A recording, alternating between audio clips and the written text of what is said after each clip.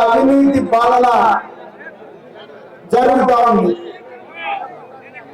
ఒక్క ఛాన్స్ అని చెప్పేసి అధికారంలోకి వచ్చిన మరుక్షణం నుంచి కూడా ఈ రాష్ట్రంలో దోపిడీ వ్యవస్థ తప్ప ఇంకొక కార్యక్రమం జరుగుతున్నటువంటి మాట కాదు. ఆయన ముఖ్యమంత్రి అయినటువంటి 4 మాసాల్లోనే చెప్పాను, రాష్ట్ర బీజేపీ అధ్యక్షుడిగా చాక్లెట్ ఇచ్చి నక్లెస్ ఎత్తుకెళ్ళే సమతిగా ఉన్నాయి అనేటువంటి మాట. తాను ఇచ్చేది 10 రూపాయలు, పేదల దగ్గర నుంచి వసూలు చేసేది మాత్రం 1000 రూపాయలు.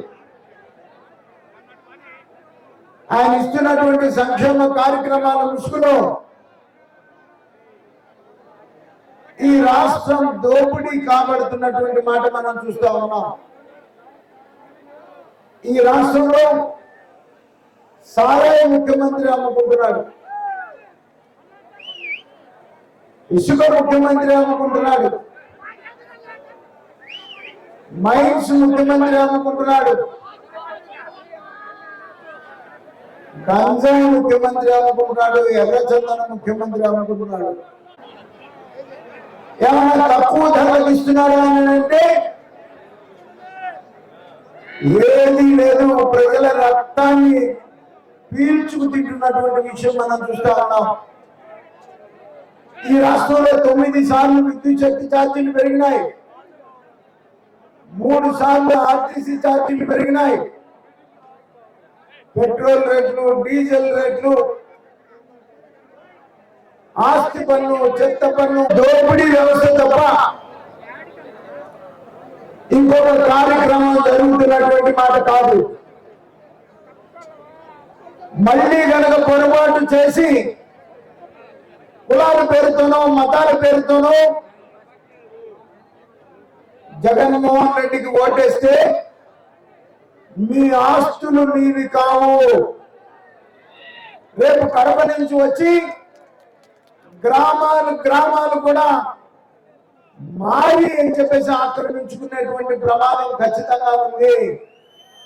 ఉత్తరాంధ్ర మొత్తం కూడా ఇప్పటికే ఆ రకంగా కడప నుంచి వచ్చినటువంటి దొంగల ముఠాలు ఉత్తరాంధ్ర మొత్తాన్ని కూడా ఆక్రమించుకున్నటువంటి మాట మనం చూస్తా ఉన్నాం. విశాఖపట్నం కానీ, విజయనగరం కానీ, శ్రీకాకుళం కానీ, అక్కడ ఉన్నటువంటి ప్రజలు దివాణం లేనటువంటి పరిస్థితిలో ఉంది.